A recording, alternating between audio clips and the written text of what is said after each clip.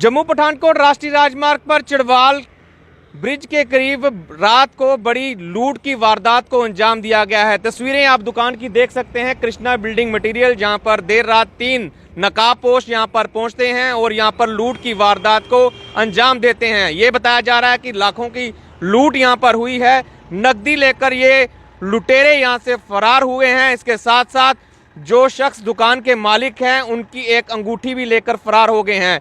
हथियारबंद ये लोग थे। 2 शख्स के पास ये बताया जा रहा है कि रिवॉल्वर थी और एक के पास तेजदार हथियार था। आते ही मारपीट करना शुरू कर दिया और दुकान के मालिक को साफ तौर पर चेतावनी देते हुए कहा कि जितना भी कैश है बाहर निकाल दो, नहीं तो आपको मार दिया जाएगा।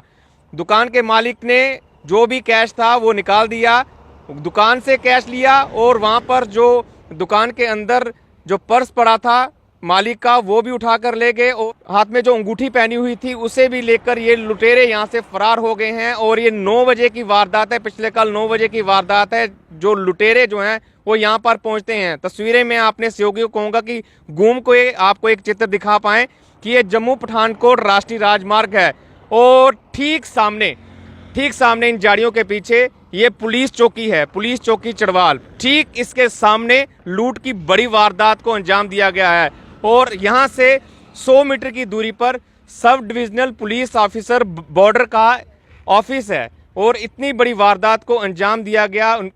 आप खुद समझ सकते हैं कि लुटेरों के हौसले कितने बुलंद रहे होंगे कि यहां पर बड़ी लूट की वारदात को अंजाम देने के बाद बड़े आराम से जो यहां से फरार हो गए हैं। पूरा मामला, पूरी घटना सीसीटीवी कैमरे में कैद हो गई है। किस तरह से वो लोग अंदर आते हैं और किस तरह से पूरी लूट की वारदात को अंजाम देने के बाद यहां से फरार हो जाते हैं। दुकान के मालिक हमारे साथ हैं, उनसे बात करेंगे जिनके साथ ये पूरी वारदात यहां पर हुई है। सर, आपका नाम क्या है? मोहित गुप्ता। मोहित जी, बताएंगे ये कितने बजे की वारदात है और कितने लोग आपकी दुकान पे यहाँ पर पहुंचे? सर, करीब 9 बजे की बात है। 9 बजे मैं बैठा था काउंटर पे, तो 3 लड़के एंट्रेंस किया है, उन्होंने एंटर किया है। तो आते उन्होंने गन कॉक किया है सीधी मेरे हेड के ऊपर। तो कहते जितना कैश है निकालो। कैश तो शॉप पे था ही नहीं, थोड़ा बहुत था जो कैश था वो लिया उन्होंने।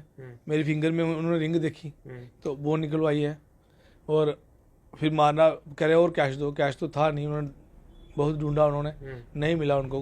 जो था पर्स पड़ा था भैया का, वो निकाला उन्होंने, ले गए।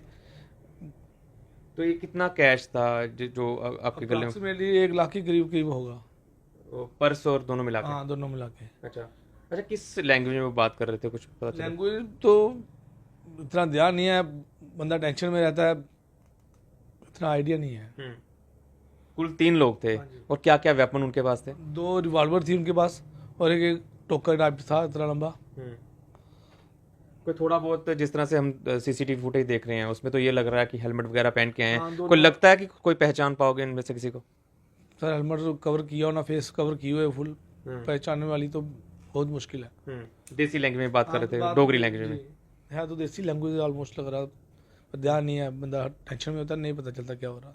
अच्छा, आपका ये पूरा जो दुकान है, पूरा शोरूम जो है, ये सीसीटीवी सर्विलेंस यहाँ पर आपने रखी हुई है, तो क्या जहाँ से वो आए हैं, किस गाड़ी पे आए हैं, किस तरह से उन्होंने एंटर किया, अगर वो बता पाए? सर, उन्होंने बाइक पे आए हैं, 3 लड़के, लगाई है थोड़ी आगे, कैमरे में आ नहीं पा रही, पर फिर भी दिखा कहाँ पे बैठे हैं वो, कैसे बैठे हैं, क्या चीज़ है, दिखे जाते हुए आते हुए दिखे हैं प्रॉपर।